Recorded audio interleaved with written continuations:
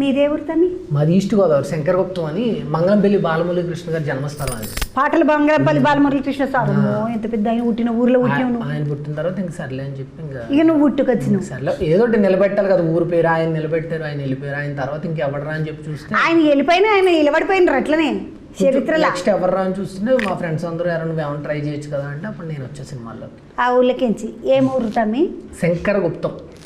శంకరగుప్తం అనే ఊళ్ళో పెద్ద ఆయన బాలమురళీ కృష్ణ సారు కర్ణాటక సంగీతాన్ని ప్రపంచవ్యాప్తం చేసిన పెద్ద సారు. ఆ సారు పుట్టిన ఊర్లో మళ్ళీ ఈ మిడత పుట్టింది.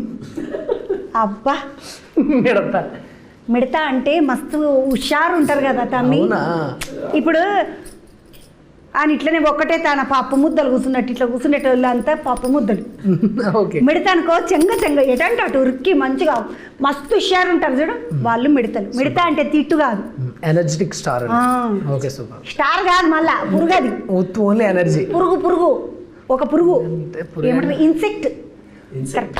ఒక యాక్టివ్ అబ్బని అమ్మ ఈరోజు నేను ఇంగ్లీషే మాట్లాడుతున్నా. యాక్టివ్ ఇన్సెక్ట్ కానీ మంచి మిడతావు నువ్వు, బాగా చేస్తావు. జబర్దస్త్ ఇట్లా నడిచింది. నడిచాను కొన్ని రోజులు, ఆ తర్వాత ఇంక సినిమాలో పరిగెట్టాను. ఆడ నడిచి టూర్కి వచ్చినావు.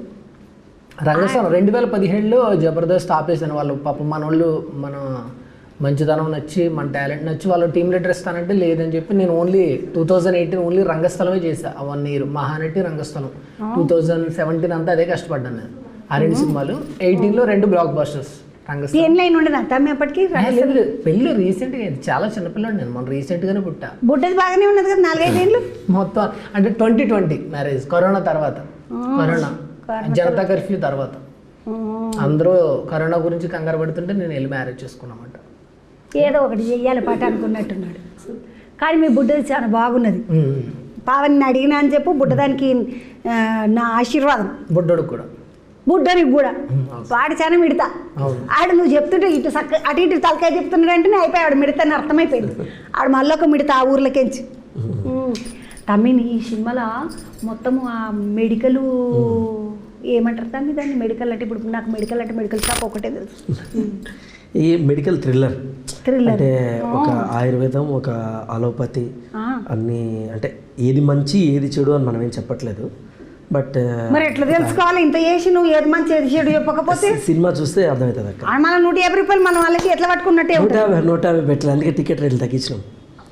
టికెట్ రేట్లు తక్కువ ఉంటాయి. జిఎస్టీ తగ్గింది, జిఎస్టీ తక్కువైంది. టికెట్ రేట్లు కూడా తగ్గించినాం. మన బూస్ట్ రేట్ తక్కువైందని నిన్న నేను మా పొరలు తాగుతారు అందుకని అర్థం తెలుసుకో. నువ్వు మహేష్ బుడ్డదానికి పనికొస్తుంది మరి.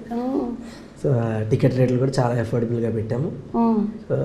మంచి థ్రిల్లర్ అక్క ఇది, కంపల్సరీ థియేటర్లో చూడాల్సిన సినిమా.